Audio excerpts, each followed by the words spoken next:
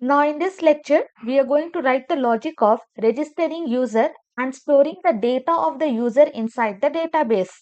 Inside user registration.php, we are going to write the logic, and here we are having register button.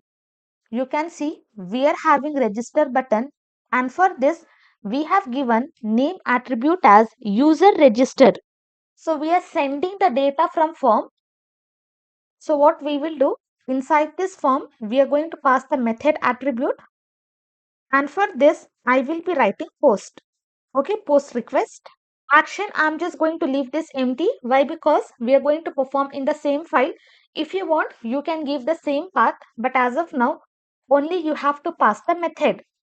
And for this register button, we have passed name attribute, inside which we are having the value user register. Now copy this, come to project. Now here I have not entered any field, but if I click on register, you can see all the fields are required. So I have to click on something.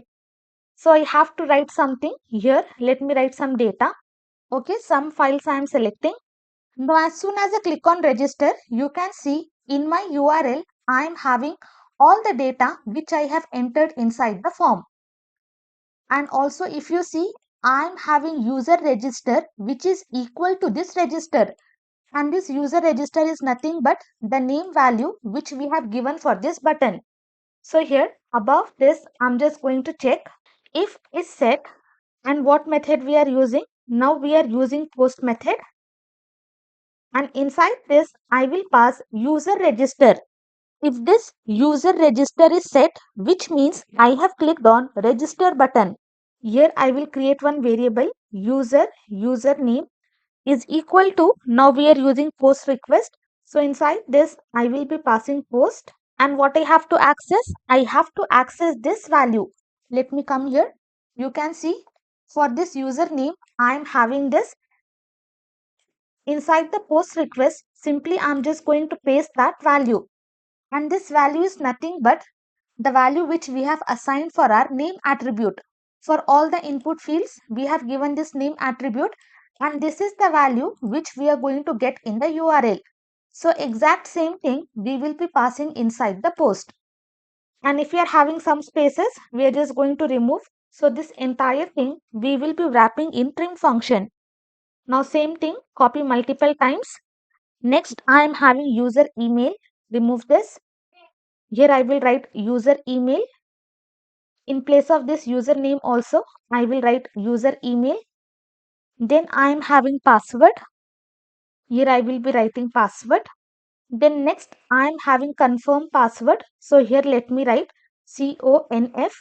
And from starting, I will be removing this underscore. Confirm user password.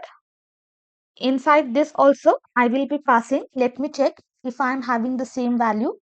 So for confirm user password, I am having exact same thing. Next, we are having user address, copy and paste. Then we are having user contact for mobile number. Okay, all this data we are just accessing from the form. User contact, then copy and paste. Then next, we are having for image. But for image, what we will do, let me just copy this. Here I will be creating one variable. I will be passing user image.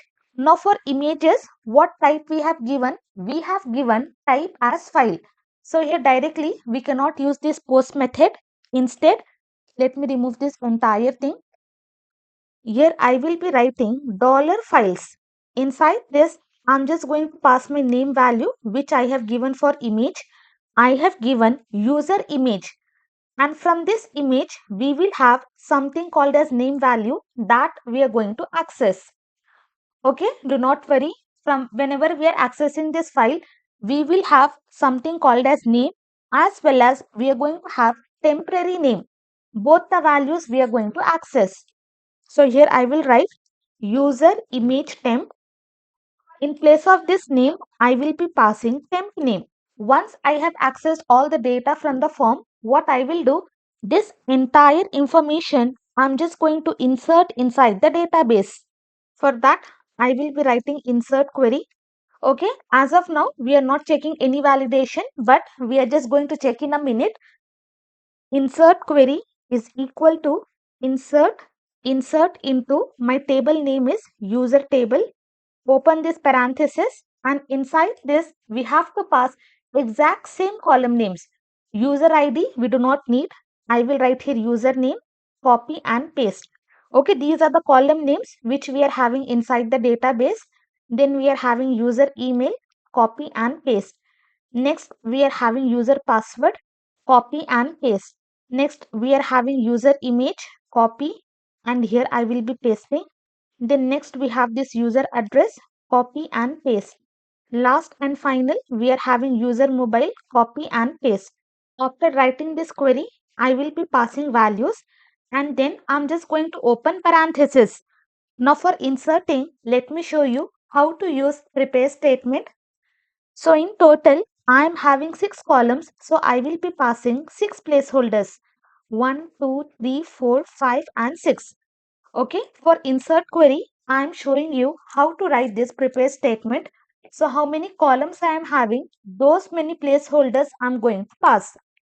But here we are passing user image. For inserting the image inside the database, directly I cannot do in this way. What I will do, here I will be creating one variable name. I will write image upload path. Whenever I am uploading image, that image name will be stored inside the database, but in my project where that particular image has to be uploaded. So that path I am going to give. So inside users area, I'm just going to create this user images folder. Inside that, whatever image name we are having, that image name will be uploaded. So directly, I'm just going to pass in this way. Then next, I'm just going to check for the condition. If move uploaded file, inside this, I will be passing two things. First will be a temporary path. Okay, this entire thing I will copy. And second, I'm just going to pass my image upload path. Okay, in this way, we are going to pass this two parameters. If our image is uploaded, only then we are going to perform this insert query. Okay, don't forget to add these two lines. If you don't add, then our image will not be uploaded. Now, once our query is done, I will be writing one variable.